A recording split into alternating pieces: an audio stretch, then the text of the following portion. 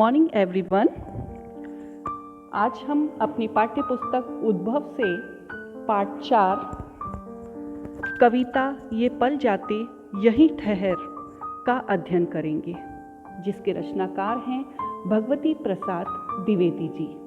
प्रस्तुत कविता में कवि ने अपने बचपन के न भूल सकने वाले दिनों को याद किया है और साथ ही यह इच्छा व्यक्त की है कि काश वह दिन वहीं ठहर जाते।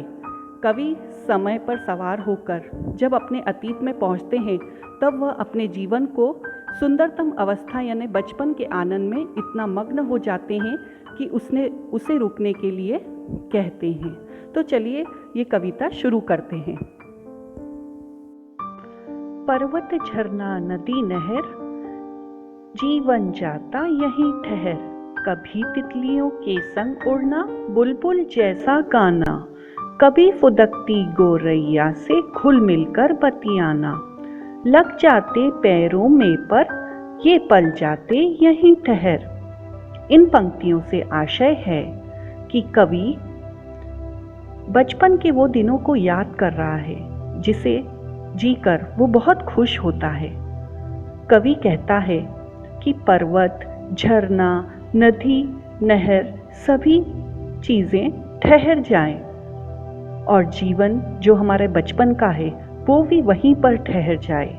कभी तितलियों के संग उड़ना, यहाँ पे संग का अर्थ होता है साथ में। बुलबुल जैसा गाना, कवि कहते हैं कि बचपन में रंग बिरंगी तितलियों को पकड़ने और छूने बन के लिए उनके पीछे दौड़ना उसे अच्छा लगता था।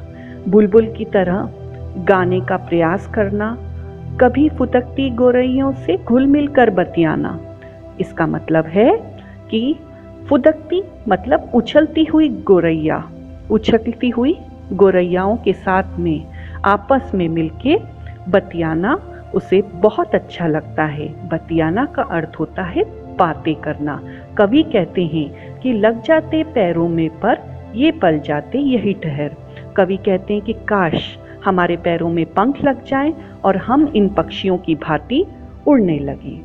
कभी पतंग लूटने को हुड़दंगी दौड़ लगाना।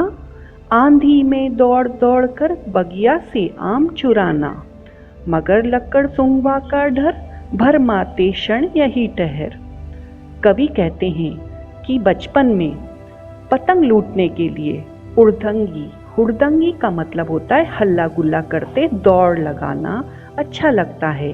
आंधी में दौड़ दौड़ कर, बगिया से जब आंधी आती है तो आम के पेड़ से जब आम गिरते हैं तो उन्हें चुराना भी बहुत अच्छा लगता है। लेकिन लक्कड़ सूंघवा का डर, भरमाते क्षण यही ठहर। लक्कड़ सूंघवा का अर्थ क्या होता है पता है आपको? लक्कड़ सूंघवा एक पक्षियों को भगाने के लिए खेतों में लगाया जाता है, जिसका डर बच्चों को रहता है, पक्षियों को रहता है कि वो हमें खा जाएगा।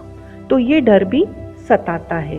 भरमाते का मतलब होता है भ्रम में डाल देता है कि जब हम आम के पेड़ से आम चुराते हैं तो कहीं लक्कड़ सूंघवा हमारे पीछे ना पड़ जाए। जानबूझकर भीग भीग बारिश में खूब नहाना। इधर उछलना उधर फिसलना, बस्ता ले गिर जाना। बरसे मेघ छहर छहर, बरसाती दिन यही ठहर। जानबूझकर भीगना, बारिश में खूब नहाना बचपन में बहुत अच्छा लगता है। इधर उछलना उधर फिसलना और बस्तों के साथ, बस्ता मतलब जो अपना स्कूल का बैग होता है उसे कंधे पे डालकर हम इधर उछलते हैं, फिसलते हैं और जानबूझकर गिरना भी बहुत अच्छा लगता है। बरसे मेघ छहर छहर, यहाँ पे छहर छहर मतलब बिखर बिखर से मतलब है। बरसाती दिन यही ठहर, काश बरसात का दिन यहीं ठहर जाए और हम सब ये सारी मस्ती करते जाएं।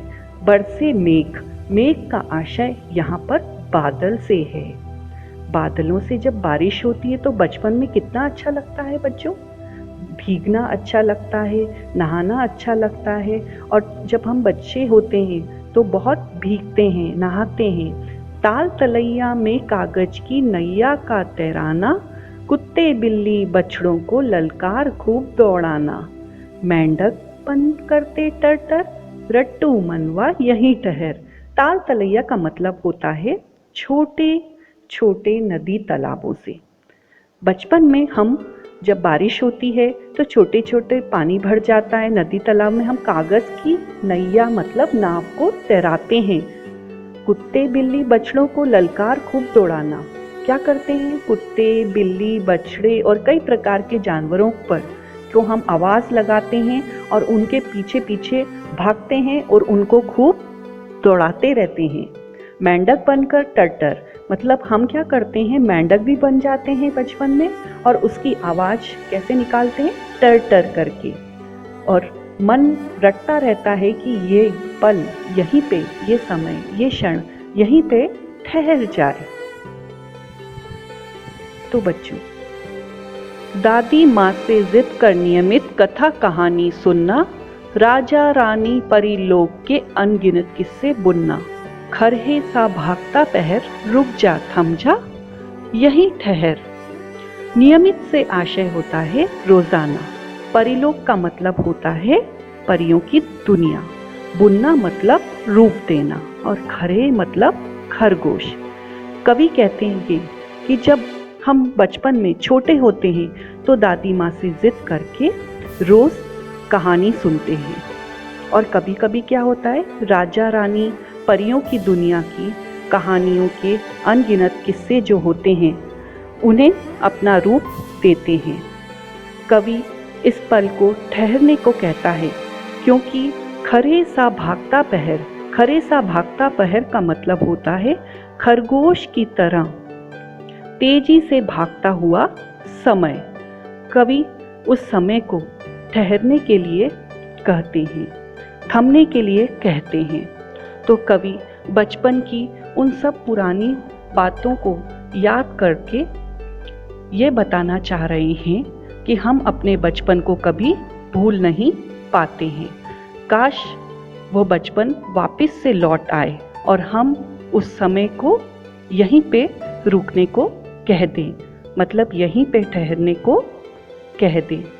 बच्चों, इस कविता को आपको नियमित अध्ययन करना है, इसे बार बार पढ़कर इसे याद करना है। आशा करती हूँ कि ये कविता आपको अच्छे से समझ आ गई होगी। धन्यवाद।